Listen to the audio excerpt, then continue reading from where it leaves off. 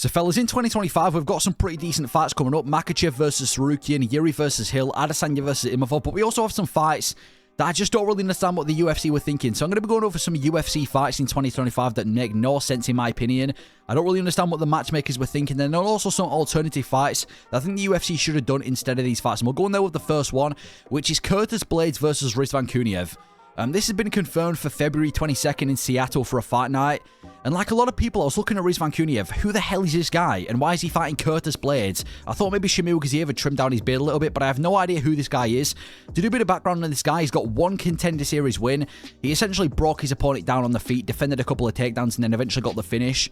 So he's won on the Contender Series. He actually won on steroids against Renan Ferreira. So Renan Ferreira, the guy that Ngannou just absolutely demolished. He fought Renan Ferreira. It was basically a bit of a boring grappling fight between the two of them. Nothing really significant went down in that fight. He won a decision over Renan Ferreira, but then actually ended up getting overturned because he ended up taking steroids, which isn't a good look on the UFC when they're bringing in people who took steroids to different organizations to the UFC. A lot of people think because he actually beat Renan Ferreira, or technically beat Renan Ferreira, it's kind of like an indirect shot to Ngannou, which is why they're giving him Blaydes. And he's also never had a fight in the UFC, so he's won in the Contender Series, 0 fights in the UFC, and he's getting Curtis Blaydes, who is a top 5 heavyweight, and has just fought for the interim belt against Tom Aspinall. I think this is more disrespectful to Curtis Blaydes than anything else. Like, imagine you go from fighting in a co-main event of a pay-per-view against Tom Aspinall for the belt, and then your next fight is against a dude who's not even fought in the UFC yet, a debutant. A lot of people who are agreeing with me in the comments of the announcement said that it's insane how a steroid cheating Rizvan Kuniev is getting a fight against Curtis Blaydes.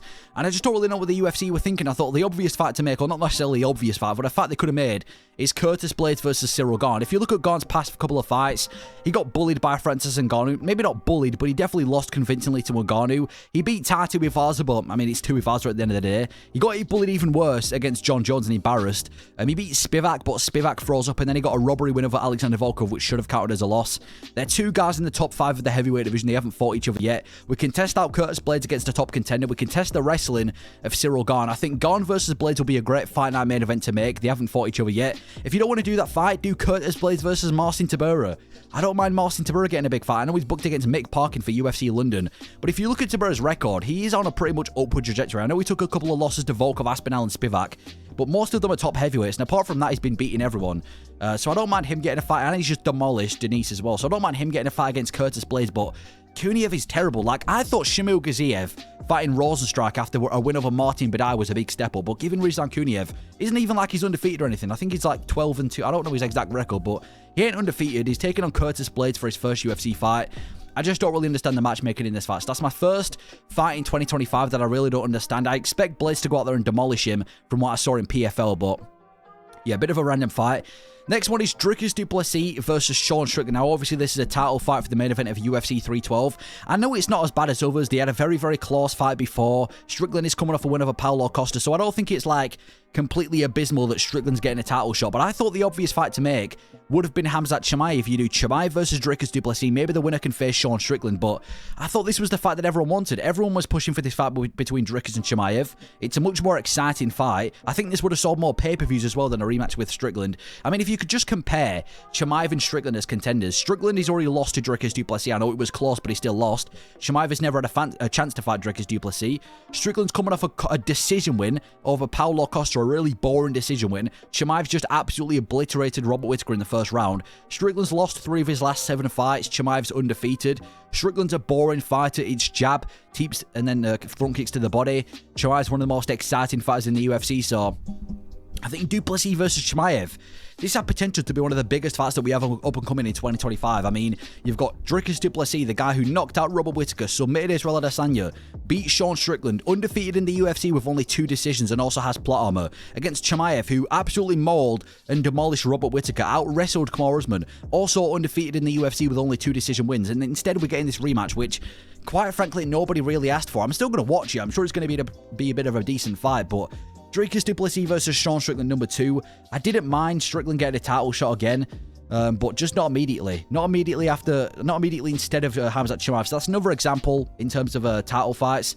The next one is Gene Silva versus Melzik Baghdasaryan. Now, this is going to be on UFC February 22nd, the same card as Curtis Blaydes versus Rizvan Kuniev.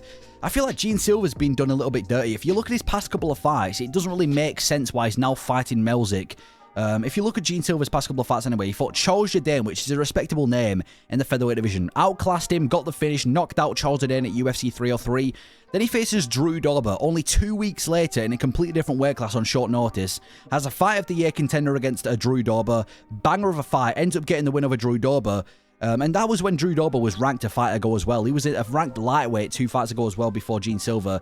And then to go from there, he fights Mikolaj Bakhtazarian. You would have thought the obvious pick to make next would have been Gene Silva against a ranked fighter, maybe in the lightweight or the featherweight division. But Mikolaj doesn't really make any sense. It's not even like Mikolaj's a big prospect. I mean, he's 3-1 in the UFC. He's been finished in that loss as well. Only has 1 finish himself. And I just don't really think he does anything for Gene Silva's career unless they're just trying to give him a layup, give him another highlight reel to push his hype even more. I don't think this should have been the fight they should have made. They should have done Gene Silva versus Calvin Kattar, in my opinion. This would have been a great fight. Calvin Kattar, he's in the top 10 of the featherweight division, so he gets Gene Silva ranked if he wins. He's lost the majority of his recent fights. Apart from a win over Giga Chikadze and Dan Ige, he's losing to most ranked fighters he faces. I think he needs to fight outside the rankings, and I thought Gene Silva, this big featherweight prospect who deserves a ranked fight, would have been the perfect fight to do next. I mean, he's part of the fighting nerds as well. With some Pratas get a ranked fighter in Neo Magny, I thought, do Gene Silva versus Calvin Kattar. It'd be a great fight as well. A crafty striker in Gene Silva versus a technical boxer in Calvin Kattar. Could have been a great fight night main event for 2024. And if you want to go even bigger and better, Gene Silva versus Josh Emmett. Another massive fight to make in the featherweight division. Josh Emmett, he has been out since December of 2023 when he absolutely brutalized Bryce Mitchell, which when you actually think of it, is kind of crazy how he knocked out Bryce Mitchell in one of the most brutal knockouts of all time. And Mitchell still returned quicker than him. He's in the top 8 of the featherweight division, so it gets, like I said, Gene Silva in the top 10.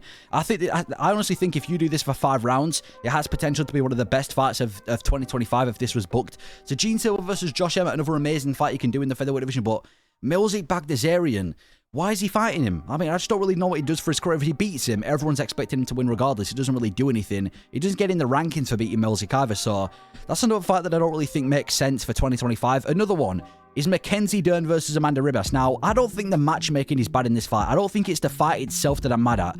It's the fact that it's a main event. They're going to be taking each other in the main event, well, the first card of 2025, actually, in a fight night main event against each other. And that's what's kind of irking me about this fight. The fact that we're getting a women MMA main event for the first card of 2025. We've just had 4 months with no UFC, an entire month without any UFC, the longest break of the year.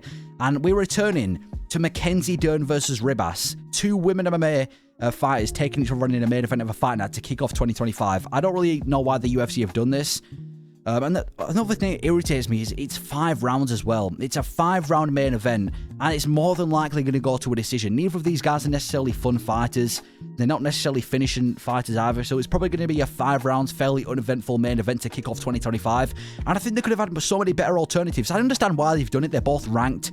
They're both ranked in the division, so they put them against each other, but it isn't like it's a Blankfield versus a Fiorot where it's 2 up-and-coming contenders taking each other on in a title eliminator. It's not a Grasso versus Shevchenko where there's a belt on the line. McKenzie Dern's lost a majority of her recent fights. She's not a top contender. Amanda Ribas, she's lost a majority of her recent fights. She's not a top contender. I just don't really understand the matchmaking between Dern and Ribas as a main event. I think if you could take a fight from this card and put it as the main event, do Chris Curtis versus Roman Kopylov. That's a solid way to start off 2025. A solid main event. They're going to be on that card. They're not even the co-main event, I don't think, which I don't really understand what the matchmakers were thinking, putting them so low down on the card. But Chris Curtis, he was ranked a fight ago in the middleweight division. He's had some fun fights in his UFC career. The Kelvin Gastelum fight. He recently lost a very, very close decision over Brendan Allen on short notice. He's knocked out Buckley before against Roman Kopylov, who was once this big middleweight prospect who was knocking everyone out, destroying everyone with his striking. Apparently, he was next to be the next big thing. Gets submitted by Anthony Hernandez, then recently pulled off a win over Cesar Almeida. You can maybe market this as the winner gets a fight in the rankings of the middleweight division. I think Chris Curtis versus Roman Kopylov would be a fairly solid and respectable main event for the beginning of 2025. And they've both been kind of, well, Chris Curtis has now been going on Roman Kopylov on social media, so there's a bit of drama surrounding this matchup as well. Perfect main event. Or you could have just taken a fight from UFC 311. UFC 311 is the most stacked pay-per-view since UFC 300. It's stacked from top to bottom. You can afford to take at least one fight from this card and set up a good main event for the beginning of 2025. You know, do Darius versus Moicano for the first card of 2025. Do Johnny Walker versus Bogdan Guskov. Do Jelton Almeida versus Sergey Spivak. Just any fight from UFC 311 that's main event worthy instead of Dern versus Ribas. So it's not the fight that I necessarily agree with. I think the matchmakers have done a good job. It's just the fact that it's the main event of the first card of 2025, or just a main event in general. Women MMA main events, nobody wants them. Now we're going to go over some rumored fights. So fights that haven't actually been confirmed yet, but are heavily rumored for some reason, that I also disagree with in the UFC. The first one is Alex Pereira taking on Khamzat Chimaev. Yeah, I hate this matchup. This has kind of been rumored now recently because Chimaev's Porton's been going and saying that he's not going to be taking on Ankalaev next. Dana White's saying that he's got a big fight coming that nobody's expecting. So people have kind of come to the conclusion that there could be a big fight, and there's rumors going around that it could be Alex Pereira versus Khamzat Chimaev for the light heavyweight belt. I just don't really understand this. Why do we keep switching Chimaev's weight class? Why can't we just see Chimaev versus Drakkar du Plessis? He's a perfect contender next in line in the middleweight division. I thought that was the fight to make next. Chimaev versus Alex Pereira. It seems like they're trying to force a super fight too much, and like I said before, why does Chimaev keep switching weight class so quickly? He becomes a contender at 170 by beating Burns and Holland, and just as he's about to get a title shot, he moves up to 185, becomes a contender there by beating Usman and Whittaker, and again, just as he's about to get a middleweight title shot, and now we're seeing he moves up to light heavyweight at 205 against Alex Pereira. And what concerns me more about this matchup isn't even the fight itself, it's more of the state of the middleweight division, because who the hell does the winner of Drakkar du Plessis and Sean Strickland fight? Like, realistically, who do they fight? I mean, Imavov, the chances of him actually beating Israel Adesanya is very, very slim, and he's nowhere near as exciting as Chimaev. Caio Bravo, his best win is a decision win over Jared Cannonier. Chimaev needs the middleweight division. It's not even like Alex Pereira has no options in the light heavyweight division, like it's a dead division like flyweight. You've got Ankalaev. He's the rightful number 1 contender. You've got Jan Blachowicz versus Carlos Ulberg for a number 1 contender fight. You've got Nikita Krylov and Azamat Murzakanov. You've got the winner of John Jones and Tom Aspinall, who Alex Pereira can fight. They've both got enough options in their division. Why are we combining them both and making the middleweight division suffer? I get why some people might see appeal in this matchup. You've got the best grappler versus the best striker. It's fairly even. But I think there's much better options. Maybe if Chimaev was the middleweight champion and he'd had a few defenses, I don't mind this fight, but I don't see why we keep making Chimaev become a contender in completely different divisions and then moving up to a different weight class. Let's do Ankalaev instead. Ankalaev's the number 1 guy in the division. Both him and Porton have collectively cleared out the light heavyweight division. The only guy in the top 10 who hasn't been beaten by either Porton or Ankalaev is Carlos Ulberg. Let's do it. Porton Ankalaev 2024 at 5. Let's get the fight over and done with. The next rumoured matchup is Ilia Topuria versus Charles Oliveira. This has been rumoured ever since Topuria stated on like some radio show that he wants to move up to lightweight because he has no more motivation.